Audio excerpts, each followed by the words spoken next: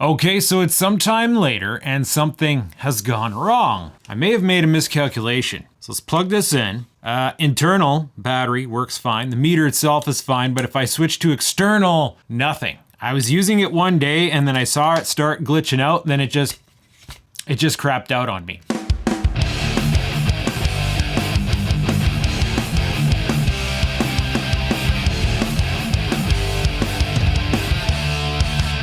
I'm guessing I've blown out the regulator. Well, I've already probed it a bit. I can confirm the regulator's not putting out any more power. Question is why? Now, there is one little factor that I forgot to take into account. So I'm on average feeding this, well, let's say 14 volts, and it's putting out 5 volts. That's a drop of 9 volts. That is the 5 volt version, right? Yes. I need to figure out how much power this thing uses again. I probably tested it, but it's like a month later now. We'll just half clips like that. See if we can grab this on here somewhere. Oh, that works. Okay, how much power does this thing use again? 21 milliamps, 21.9. Is it possible that changes with use? Let's plug something in here.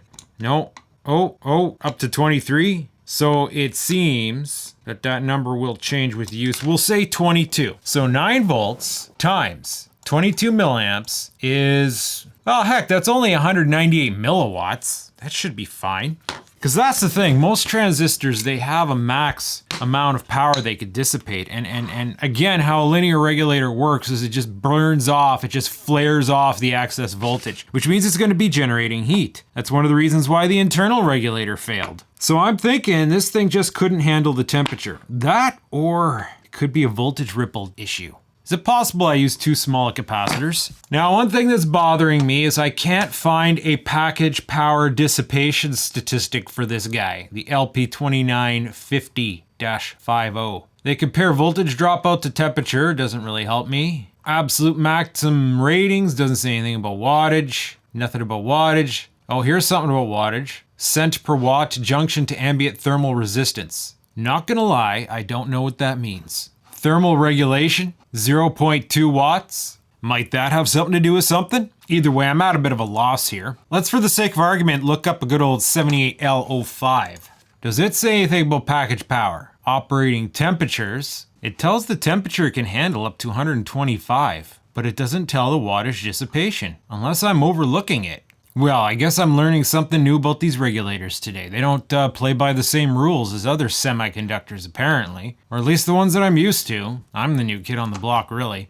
I swear I've used regulators in applications before, exceeding 20 milliamps, and they've survived. Even these LP05s, 20-30 milliamps in some cases. But I've had way more capacitance. Input capacitor just says straight up, use a 1UF, tantalum, ceramic, aluminum. I'm using ceramic. Now, ceramic usually has a fast ESR, so C out. For V out of 5, a minimum of 1 UF's required, so I have the 1 UF. For a lower, it says it needs more capacitance for lower V out.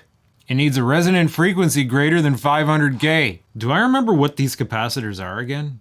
Okay, I can't find reference to them in my email records, but I'm pretty sure there's something like this, an X7R, 1 UF 50 volts. Can't find quickly any reference to ESR or resonant frequency. I think I'm splitting hairs. It is talking about how temperature affects them, which is something I'm aware of, but these ones? All right, well, let's see what we have here. Well, hold on here. It's saying it's greater than 1U. Yeah. Our meter's glitching out again. Hey, 1U. Let's get her warm. Let's get her warm, I said. Oh, capacitance is going down. But really, that's pretty close to the iron. Yeah, that pumper has to get pretty freaking hot before it has to actually... I don't know, man. I don't know. This is a bit of an enigma. Either way, let's pull it out. Oh, of course, it's all spliced in there. Nice, right, bud? It's not going to be an easy rework unless I start, like, proper disconnecting on everything. Well, I don't know. There's not a lot going on in there. Let us refer to the schematic. The schematic. Let's get this sticky outie as best we can. Let us see if we can't pry this broke unit out of here. So one crappy thing about how I do my perf boarding, it doesn't make for easy reworking. I don't even understand some of what this... Oh, there we go. That third leg, I'm just gonna chop it. Like, you know, the thing's freaking broken anyway, right? So, okay. Done with you. Aye! We don't have a good grip on the thing, sir. But what we do have is 3 messed up holes. So we just need to insert something else in there. I'm having ideas. I really have a hard time believing a 100 mil regulator couldn't do this job. Like it's only running 20%. I was thinking of brute forcing it using a 1 amp unit. Well, here is another one. I've loosely quick tacked it in here. So the question is, if I give this thing power again. Oh, great. Why you know? Oh, you know what's awesome? Probably helps if I put it in the right way. Okay, it's working. I want to give it a moment to simmer to see if this thing gets, oh boy. Yeah, she's definitely getting toasty. Where is she? You know, they do make heat sinks for these little guys. Okay, I'm gonna give it a minute. I know it's not gonna blow out instantly. Let's give it the lip test. Oh, look at the colors in the computer monitor. It's warm.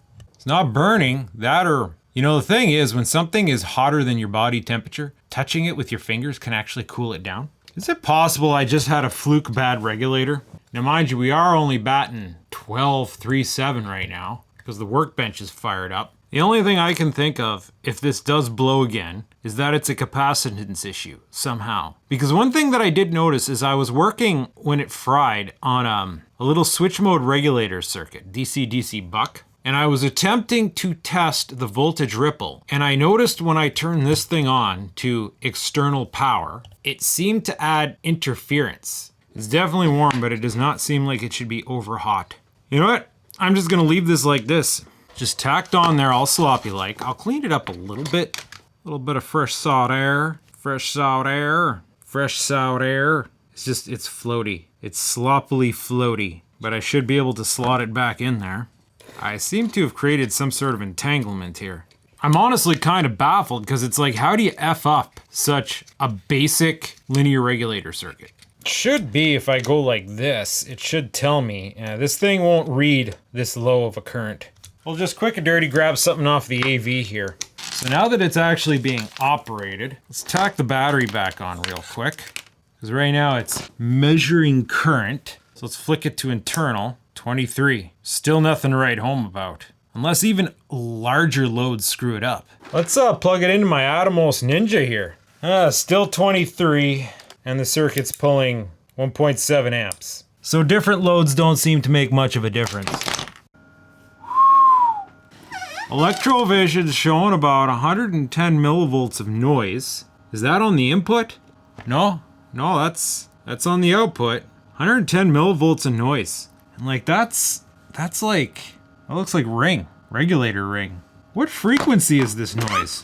400 hertz, 600 hertz. So that's slow. Well, what's our input ripple look like? It won't measure it.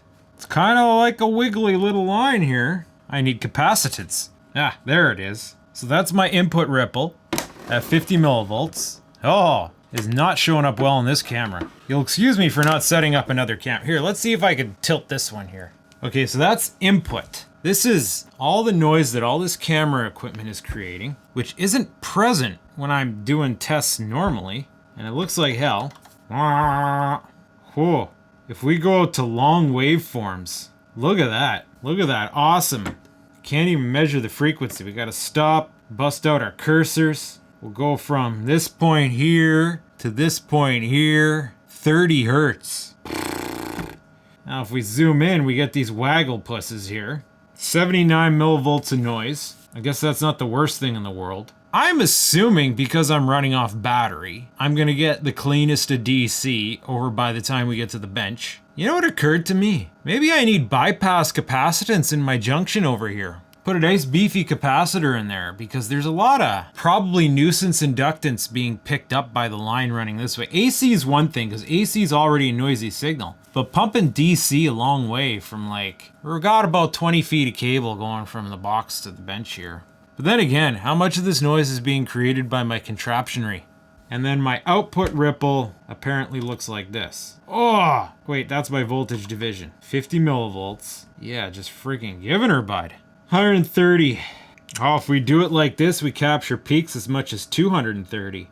Now, really Intermittent. There's still a lot I have yet to learn about all this DC power regulation. I have never before had a small linear fail me under these conditions. Like, it's got some warmth, but it doesn't seem overheating. The only thing I can think of is if the input is too noisy, I don't know. Maybe it's fluke. Maybe I just need to keep using this thing again and see what happens. Now, it did blow out when I was doing my switch mode tests, and I know that backfeeds noise. Noise that I have it on good authority, no amount of capacitance is going to filter out.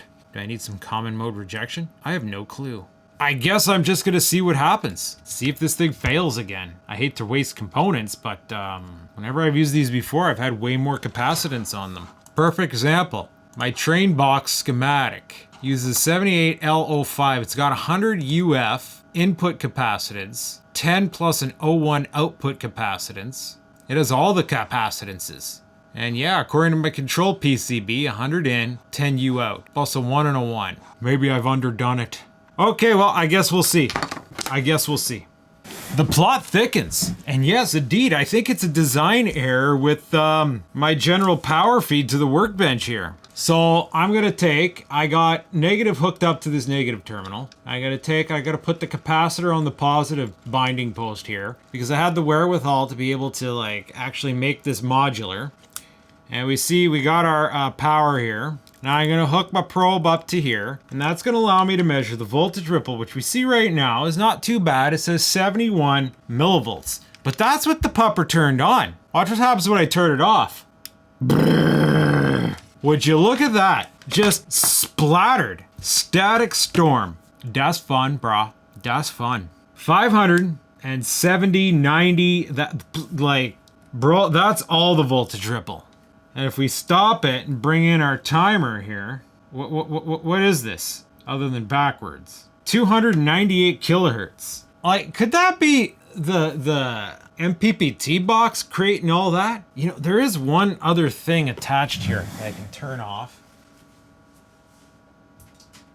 Oh boy, you're frickin' wadding me, bud. It's the little USB dealer like this. I got one of those on the panel. I just turned it off and it cleaned right the frick up. So what happens if I go and I got a Chunk Master flash capacitor here. And for the record, I got all my camera gear plugged back in something resembling AC to help diagnose on this situation. 220U brings us down to 37 millivolts. 130 millivolts distortion. And if we stop it, bring in our cursors, 123 kilohertz between these 2 points, but there's that little blip right there. Yeah, these larger blips, 38 kilohertz. Where's this noise coming from? But if I plug in some cap, well, it certainly makes a power supply design a little bit more complicated. You know, here I am trying to fight voltage ripple, fight ringing in the power supply, and maybe it's on the input end. So you mean to seriously tell me I turn on that USB charger, this pupper freaks the frick out? And on. Yeah, 200 millivolts. And that's at the cap in place. That's noisy. We can't have that, bud. Okay, we need to do some tomfoolery here. I'm gonna turn this around so I can see it. This is Buddy Dingus I'm talking about here. I just unplugged the charger itself. Voltage ripple dropped down to 200. Wow, we have a DC system. A lot going on. And it looks like we can't just raw dog this in the long run. We're gonna have to do something about it. That is a 10U ceramic jammed in there. Oh, that's showing a difference on the meter for shiz. Down to 130. Now if I plug our charger back in, oh yeah, when this charger fires up, oh, it's backfeeding the dirtiest power. You know, I'm just trying to charge a couple of NPs here. This definitely does something. 500 millivolts, down to 270. Seems like we have more considerations in my 12 volt distribution system design here. You know what's funny? I have one of those up in the bedroom that's just running. Well, it's not plugged into that dumb charger. Maybe I need bypass up there. I'm gonna need to get more bypass caps. I'm just gonna have to start sprinkling capacitance all around the system. Oh, a 220 plus a 0.1. No, a 220 plus a 1.1. Okay, USB charger's off. I got a bunch of cap in there. Oh boy, my oscilloscope shows a flat line. Oh, it's disconnected. My oscilloscope shows 70, 78. Let's turn on the USB. Still under 100. Plug in the charger. 150. We're at 150 now, and it took a big 220, a ceramic 10, and a ceramic 0.1. I guess I'll just go ahead and leave those in there for now. Dirty power, bud. Dirty power. Maybe that was going wrong with this thing. Maybe I need a frick ton of bypass caps. Like, I gotta get all the 0.1s and just smear them all throughout this system and put 220s all over the place. I should probably put one of these upstairs in the bedroom. Yeah, with this thing plugged in here, 59. I should stick one of these in the power distro behind here. Help clean things up at this end. Oh, what a predicament, sir. I'm twisting this together real quick. One of the big chunk 220s with a 0.1. I'm gonna make a little module. I can just splice it to the box back there. The box behind the workbench, that is. I feel like I'm doing this backwards. Yeah, that's right. You slowly unturn. Make my job more difficult. Wow, that looks like hell. This wire did not want to cooperate with me. It's gonna be a connection though. So I'll just take a few centimeters off of it here. All right, get her shrunk up. I think that should do. Just need little blue there to not touch anything. It shouldn't. Let's see if I can't go get her chucked in there right quick. Gotta squeeze my way into the doghouse. Of course, it means I gotta take this whole assembly apart. I should probably unplug the power. Okay, so in this buddy box here, I gotta remember what's what. Basically right on the main power, where black is negative, white is positive. What does this plug into? All right, here's main positive. Add that in there. And okay, this is the main negative bus. It's a bit busy. Who am I kidding? You can't see details of what I'm doing. Okay, that is attached. This module to the capacitor. You just have to tuck her back in here so she's not going to be misbehaving. That should do. I'm going to force this all back into the box. All right, let's get this power bar slapped back up. That should do. Yeah, just fall everywhere. All right, now what's the old Electrovision say? 90. Still 300 kilohertz and 132 kilohertz between those 2 points and these points, but we're down to 90 millivolts. And that's with the USB charger running. That's a massive difference. Now if I flick this thing on, that extra frickin' 10 UF makes all the difference. Or no, 1 UF. Well, that's handy. It means when I flick on that box, it'll further filter power. All right, what happens when I turn the USB charger off? Oh boy. So that USB charger is still introducing some challenges. But this isn't something that I could, this isn't something that I consider when I built this. DC power distribution. You can't just raw dog it. You need bypass capacitors everywhere. I'm gonna have to up my game. Serial. I guess I'm putting more caps in my next DigiKey order. So yeah, I hope you enjoyed this. I don't know how much of this I'm gonna film cleaning up this, but it all started with replacing a regulator on that thing, which might have something to do with fighting massive, I don't know. I don't know what's going on with this guy. We might yet. But yeah, stay tuned to find out. Find out what? Whatever is gonna happen next, what I'm gonna film next. I wasn't expecting this long of a day.